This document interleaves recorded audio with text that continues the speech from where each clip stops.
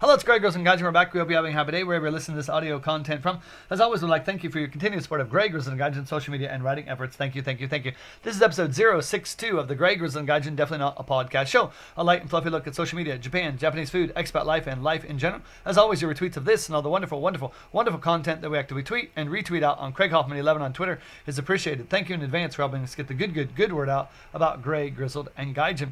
Welcome back. Another good show today, I hope. Talking about job searching in Japan. I had posted a blog on the topic over this past weekend, Sunday morning now as I record this, and it was really popular. One of the best, most engaged posts that I have put up in quite some time, and I do pretty well on the blog, so that's really saying something. It's a popular place for people to go and get a laugh or some insight about Japan and life and such things, and I'm really proud of that. But I also thought it was a good chance to put out more content on the subject of job seeking, as I'm currently doing that. And if you follow me on Craig Hoffman11, and appreciate those of you who do that and continue to do that, as well as the blog, and also most appreciative of the folks who take the time to read and engage all of that content that's over there, as well as this show.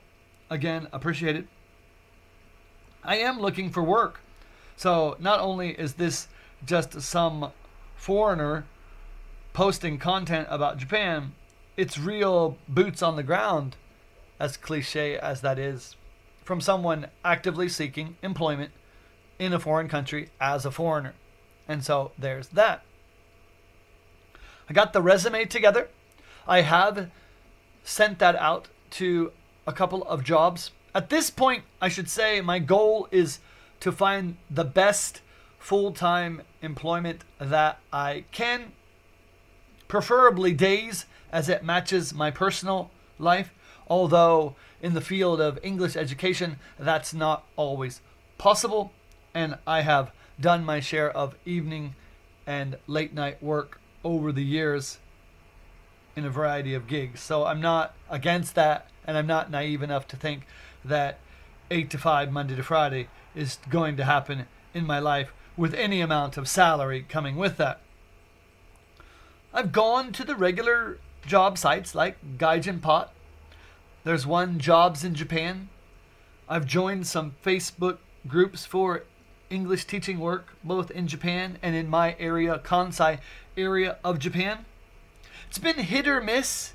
I got one interview last weekend for a job with a company and an owner that I know, and I had spoken or at least written a little bit about that. The interview was fine. I'm well qualified and matched for such a job, but sometimes people are just looking for younger. People are looking for people perhaps who don't need the insurance or the pension part, and if you have a full-time job, you're supposed to have the company pay half of that, and of course a lot of companies don't want to do that, and some even shirk that responsibility. I don't think that's that kind of company, but I do think in the reality of a private person owning a private English school, that saving that money certainly is important to the school. And again, it came up in my current position where it was simply easier to replace me and save money and perhaps get a teacher, quote, that everybody loves and everybody stays and there are no issues ever in the classroom and or the company. I don't know. And I can't really blame people for that because the market is changing in English teaching. Profits are smaller. You have X amount of students with parents who have X amount of yen that they're willing to spend. And before it was competing with other English schools, and now I know my current company competes against swimming. They compete against a very popular gymnastics program in the area. They compete against jukus, that's the cram schools, who are offering English education, sometimes even with a native speaker and a Japanese teacher in a kind of team teaching setting. It's hard to keep and retain students. There was another person on the internet in a Facebook group asking, how do I get such private work? And I said, you have to network. They said, well, how do I network? And that's an issue when that's the question. But I have joined those groups. Again, I've seen a few jobs. The bigger sites, the advantage is that those are generally larger companies. There are often better salaries that are offered in the realm of English teaching, and that's the first part of this show, I guess, is talking about how to get English teaching work. There's all the dispatch companies. In my area, there are fewer ALT, that's the assistant language teaching jobs. I could get one probably. I'm not rushing back to that. One, because that's going to be probably quite the commute for me. And two, the monthly money just isn't really enough to make that worth it. At this point in my current financial situation, I'm fortunate that I don't have to run out and say, please, please, please, dear universe, that is Japan English teaching, give me work. I'm happy to work. I want to work. I don't mind working a lot, but I don't have to just take the first thing that comes along. That's not everyone's situation, and there's no shame in that. I've had points in my life where I did need the money, and I took whatever was available, and that's just the way it is in life sometimes. But I've taken this opportunity to look beyond English teaching work. And again, I've been on some other Facebook groups. There are surprisingly a lot of Facebook groups dedicated to finding work for foreigners in Japan. Again, some of that is a little sketchy. I wouldn't go trusting every ad that offers big bucks to make a bento, or big bucks to clean rooms for an Airbnb. Not to say that some of that isn't legitimate work, and I've talked to a few people across social media who do that kind of thing, and they seem pretty happy, if not super, super rich. So there's that. But a lot of that work, again, I live in a smaller area. A lot of that work is going to be a longer commute. Again, I'm not against that, but by the time I don't get full reimbursement for the transportation at the salary level that those jobs offer between about 1,000 to 1,500 yen. That's about 10 to 15 US dollars an hour. Again, most without the insurance part and the pension part that comes from me. It's not really worth it to go that far when I could scramble and find part-time English teaching work. And again, I always, as a American native English speaker, I tend to lean and fall back towards, I'll just get English teaching work. And I say that because generally it pays more money for, let's be honest, less work than standing in a room cleaning or on your hands and knees scrubbing a toilet in a hotel. And there's no shame in hard work at all, and I've done those jobs, and I'd be willing to do it again, especially if it kept my lights on. But of course, it's not my first choice to work like a dog in a foreign country. And I don't think that should be anyone's first choice, even if it is some people's reality. I have, to my great surprise, seen some factory work in my area. Again, I don't know how legitimate it is. It's hard to tell.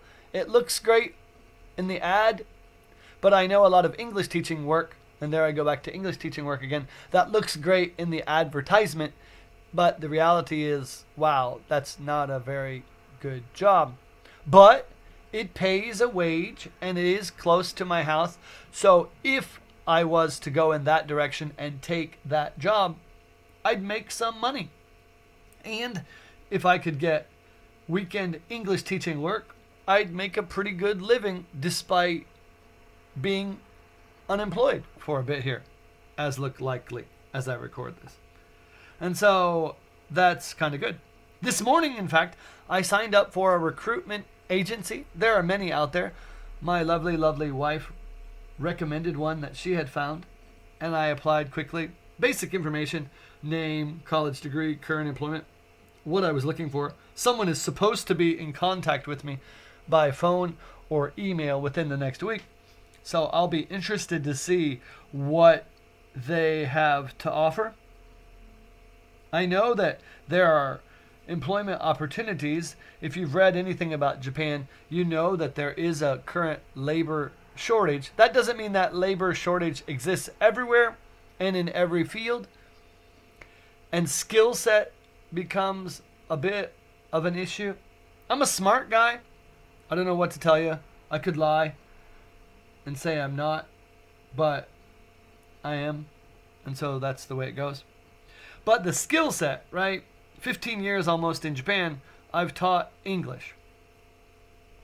I don't have any Japanese certifications. My Japanese is pretty good. I took the test a few times years ago, but I didn't pass. I probably would pass these days, at least I hope. I work every day in my current company. Other than my teaching time, it's 100% Japanese. I do all the memos. I read all the stuff. I talk to all the staff in Japanese. So am I good at Japanese? I don't know. Could I survive in a company? Sure. Do I know what level I am? No idea. And so, but that hurts with some jobs who require a piece of paper that says you can speak, read, listen Japanese at some level. I should probably address that. But to be honest, I took extra work on Sundays when the test is, so I'm often not able to go take the test. So over the years, I had a steady job up until a couple months ago, and I was able to make money. And even if I passed the test, my life would have been exactly the same. So I took the bird in the hand, as it were, and I took the money, and I still continue to take the money. But my skill set there doesn't match. Again, computer skills, I can use a computer. I'm pretty good with the social media, the blogging. I'm not particularly good with Excel. I'm pretty good with Word. I could probably make a PowerPoint presentation. But I'm certainly not completely up to speed, probably for office level work. Again, that's a weakness. I could take computer classes, and I've seen them offered, but they're always offered when I had other work going on. So again, I took the work, I took the money, and I tried to make a living for myself. But that's a skill set that I don't possess. I don't have a driver's license. I could have gone and gotten a driver's license at some point here, but I didn't. There's cost involved, and I had a steady job, and I was making money, and I decided not to spend the money on something like a license that I would rarely, if ever, use, because I go to my company by train, or I walk, or I biked at one time, depending on the school. So I saved the money like a smart person, quote, should, and I didn't get a license. But of course, some work these days, if I had a driver's license, I could drive myself. There was a English teaching job a little bit of ways from here. I would have to drive by car quite a ways, but I'm sure if I would have applied with a valid license, I would probably get that work. So again, my skill set doesn't match that.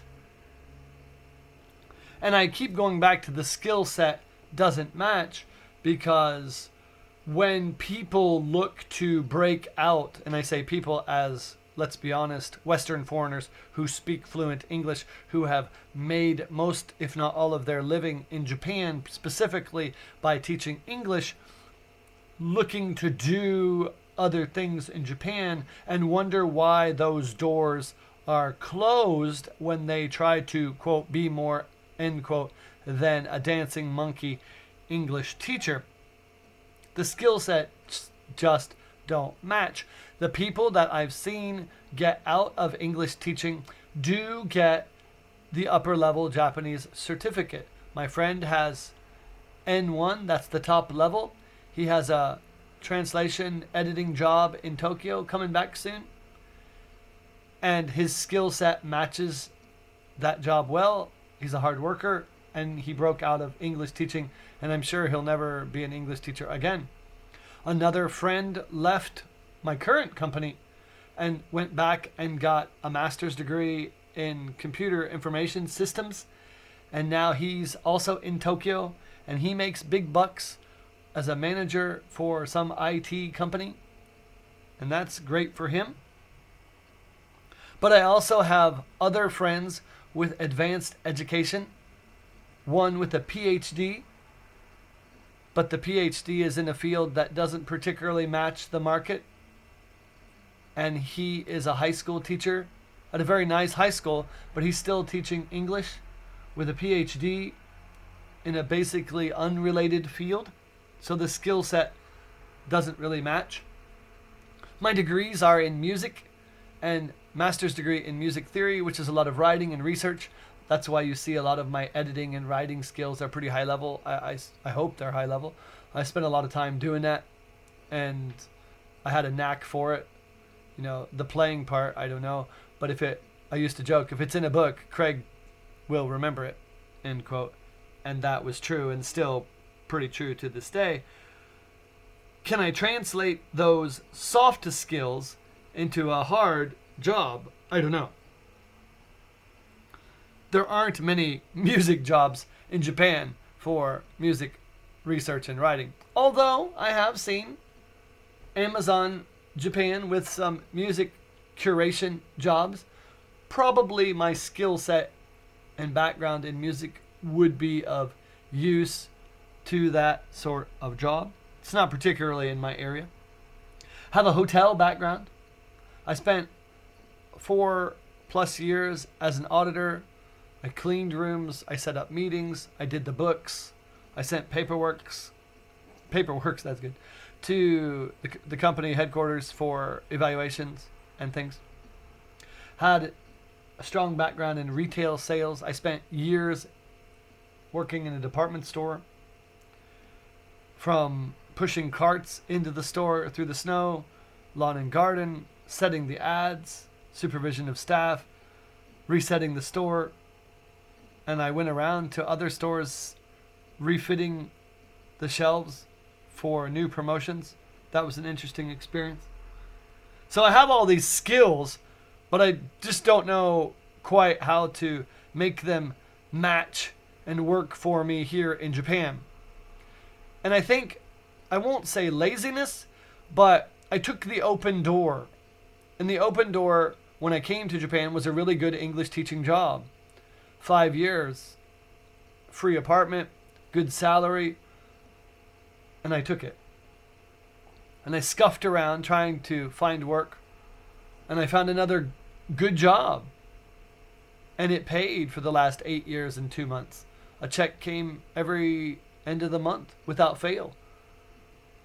And so there was no real incentive to upgrade my skill set. To be sure, I wrote, I edited, I did study Japanese. I built a life for myself here. Bought an apartment and paid for a car. Got a wife and those I care about as well in my life. And I'm proud of all that. But then 2 months ago, the carpet got pulled right out from underneath me. And I'm left with that job search again. And this time, when I first came to Japan, I was 29 and I came with a job in hand. The second time I was 34 and I had means and a wife with a job, and I was able to find a good job with some persistence and a fair amount of luck. And now I'm 44 with more responsibilities and a wife without a job, and I am the one left to find work at my age with my skill set in the current market that is Japan. And so that has changed.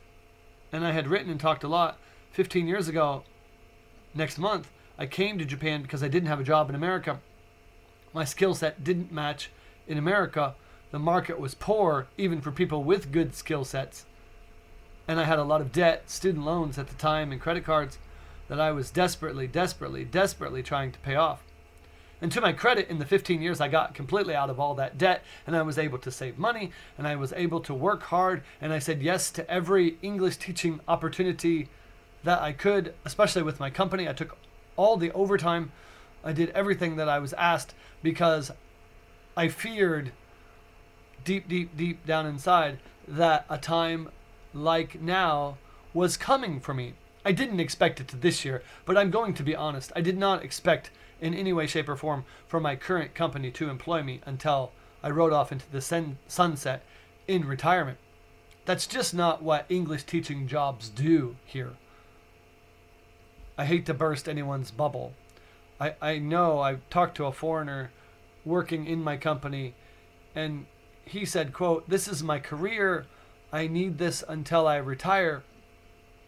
And he is probably 30 4, 5, maybe 6. That's 25 more years of the company and the company with him. In a family-owned company with family not super interested in the work. The money perhaps, but not the work. So banking on them for that many more years and keeping an older foreigner, I don't know. Godspeed. I won't say impossible, but unlikely is perhaps a better word. But again, he, like me, has skill sets that simply don't match the market. I think he has a history degree. His only job is that company in Japan. He came from Europe. He was doing some second language teaching there. His own first and only job in Japan is my company, and that's all that he could put on a resume if he were let go like I was today. And that's the way it goes. And that's a lot of foreigners here, right?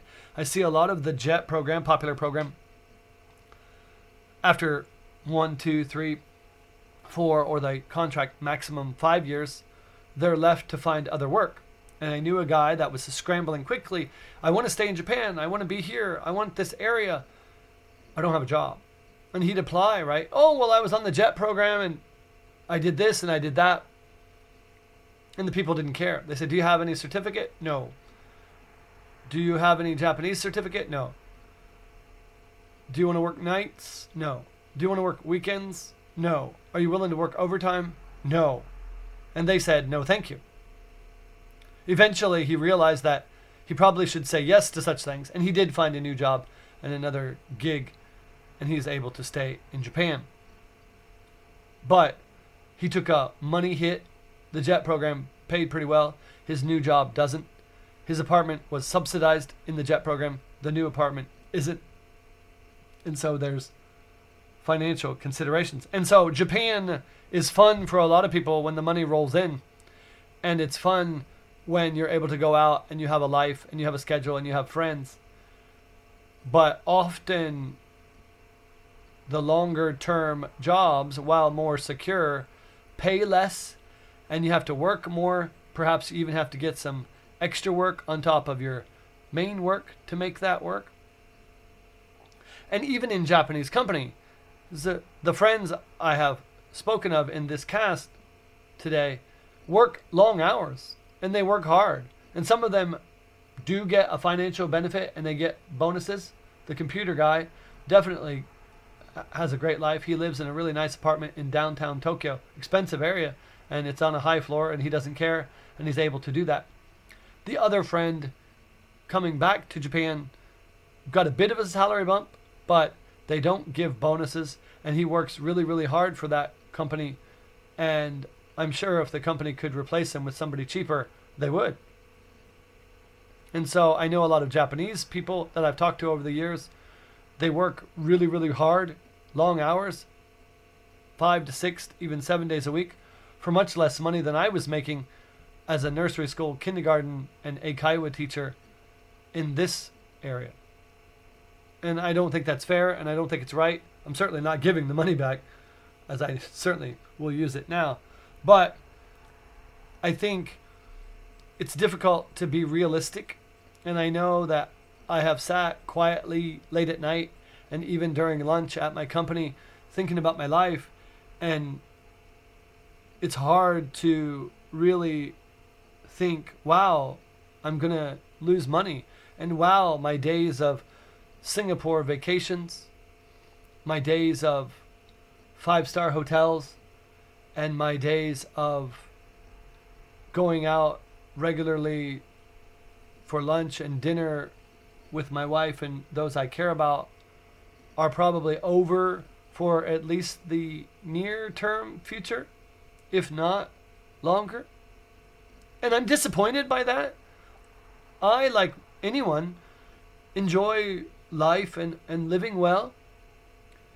And it bothers me a little that after 15 years of work, dedication, and trying to make something of my existence, here in Japan, that I have returned to my humble beginnings. And it's really hard when you look at a wife and you say, you're probably going to have to work. And you look at those you care about and you want to give them as many yeses as you can in their lives. And you realize that more no's are likely to come in, again, the near term future and perhaps longer. That's disappointing. And you look in the mirror and you realize that you're probably, again, not going to get a dream job, and you are going to work much, much, much harder than you already were. And that seems like a daunting task that you wonder if you're up for as you get older. And that's the way it is. But for me, it's not necessarily gloom and doom. I'm excited, and I had written someone on Twitter about this, about the opportunity to go in another direction, even if I fail. I'm excited to leave a company that doesn't want me, that clearly didn't appreciate me, and really has no concept of what dedication and hard work really is and looks like. And it's an opportunity to see what else there is for me in Japan. To be honest, I had lived in that English teaching bubble, and maybe that's where I continue to reside and where I will forever be. But I know in the last about 3 weeks, it's been an eye-opening experience to see other things that other foreigners are doing, have done, and continue to pursue. It's been a good time of self-evaluation where my skill set, strengths, and weaknesses are clearly on display, for better or worse. It's also been an interesting time to jump back into the interviews and the resumes and wonder, can I still come off as a well-spoken, intelligent, and positive potential employee? And it's also been a good reminder of how to appreciate good health, good family, and the ability to be able to weather unemployment better than I could have imagined. There would have been a time, and there were times in my life, when a job loss sudden like this would have bankrupted me. And while that's still perhaps possible, it's very, very, very unlikely. And I have an appreciation within me that Craig can stand up and face the challenge with energy, vim, and vigor, and a positive attitude most of the time, especially in the open. And finally, it's been a really, really, really wonderful thing to see support from people on social media, my friends on my private Facebook, my family, my wife, even my mother-in-law. That's been great. But most of all, it's been nice to really understand that while today is tough, tomorrow is a new opportunity to be more. So if that's you, head up, stay focused, keep your eyes on the prize, as they say, and always, always look forward, never backwards. Until next time, that's it, and have a great, great day.